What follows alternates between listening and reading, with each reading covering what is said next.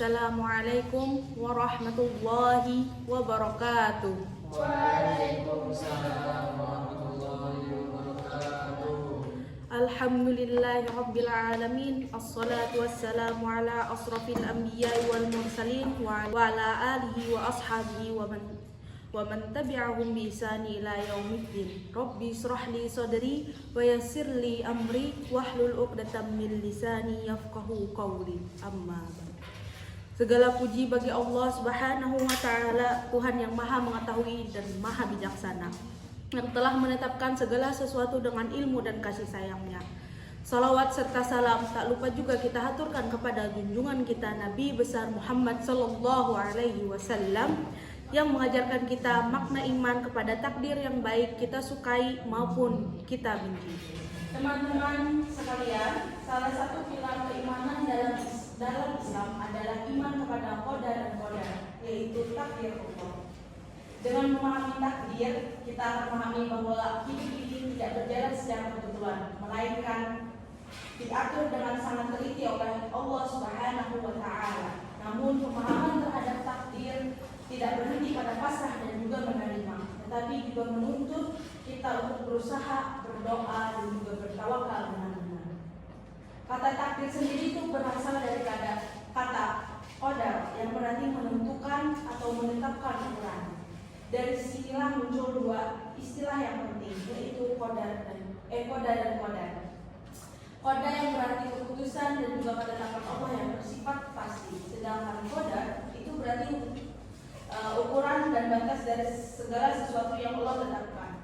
Sebagaimana firman Allah Subhanahu wa taala dalam Quran surah Al-Qamar ayat 49 yang artinya, sesungguhnya kami menciptakan segala sesuatu menurut ukuran.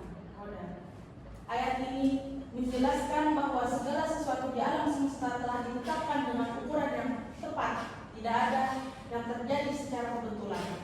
Bahkan sebelum manusia diciptakan, semua perjalanan hidup kita sudah tertulis dalam Lauhul Mahfuz, sebagaimana disebut dalam hadis sahih yang berbunyi, sesungguhnya yang pertama kali Allah ciptakan adalah pena. Lalu Allah berfirman kepadanya, tulislah. Maka ia menulis segala sesuatu yang akan terjadi hingga hari kiamat. Hadis riwayat Abu Daud dan Tirmizi. Namun ketetapan Allah tidak menghapus tanggung jawab manusia untuk berusaha. Dalam Quran surah Ar-Ra'd ayat 11 Allah berfirman, sesungguhnya Allah tidak akan mengubah keadaan suatu kaum hingga mereka mengubah keadaan yang ada pada diri mereka sendiri. Menurut tafsir Ibnu Katsir, ayat ini itu menjelaskan bahwa Allah tidak akan mencabut nikmat dari suatu kaum kecuali karena dosa dan juga kelalaian mereka sendiri. Allah juga tidak akan memperbaiki keadaan suatu kaum jika mereka tidak berusaha memperbaikinya. Artinya, usaha manusia adalah bagian dari takdir itu sendiri. Allah juga menetapkan sebab dan akibat-akibat dalam sistem kehidupan ini. Maka ketika kita berusaha dan juga berdoa, sebenarnya kita sedang menjalankan takdir yang Allah tuliskan sebagaimana jalan menuju kebaikan. Setelah manusia berusaha, maka langkah selanjutnya adalah tawakal, yaitu menyerahkan hasil sepenuhnya kepada Allah Subhanahu wa taala. Seperti Allah Subhanahu wa taala berfirman dalam Quran surah At-Taubah ayat 51. Artinya, katakanlah sekali-kali tidak akan menimpa kami melainkan apa yang telah Allah tetapkan untuk kami. Dialah pelindung kami dan hanya kepada Allah orang-orang beriman bertawakal. Tawakal sendiri itu bukan berarti pasrah atau tanpa usaha, tapi tenang setelah berusaha, yakin bahwa hasil terbaik datang dari Allah Subhanahu wa taala. Ketika keberhasilan sendiri datang, maka yang keluar dari lisan seorang mukmin adalah alhamdulillah, sebagai wujud syukur dan atas takdir yang baik. Namun ketika musibah datang, maka sebaiknya mengucap inna lillahi wa inna ilaihi raji'un sebagai bentuk ridho atas takdir Allah yang sedang menguji.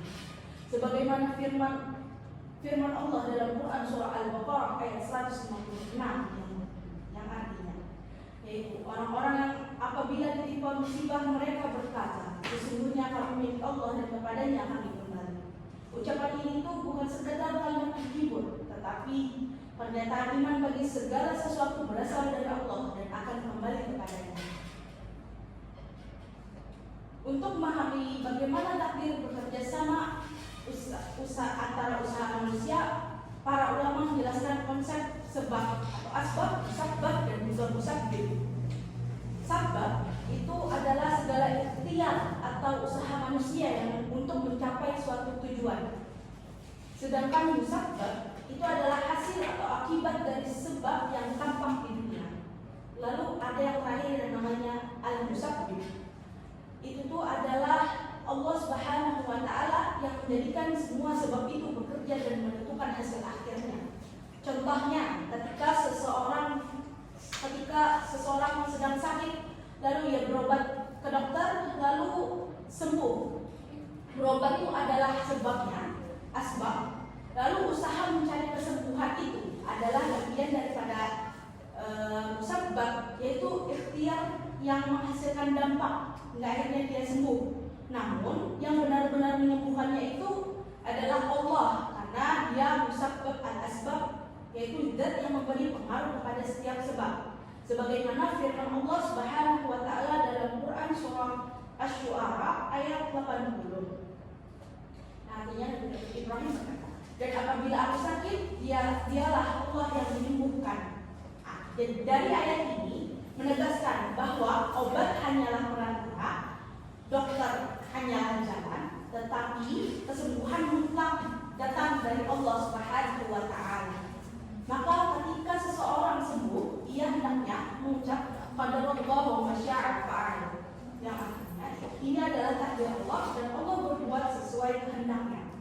Kalimat ini sendiri mencerminkan puncak keimanan terhadap qadar, di mana seorang mukmin tetap berusaha, tetapi hasilnya yang kembalikan kepada kehendak Allah Subhanahu wa Ta'ala.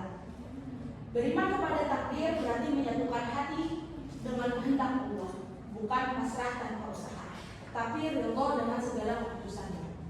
Mungkin sampai di sini. Wabillahi taufiq wal hidayah wa ridho wal inayah. Wassalamualaikum warahmatullahi wabarakatuh.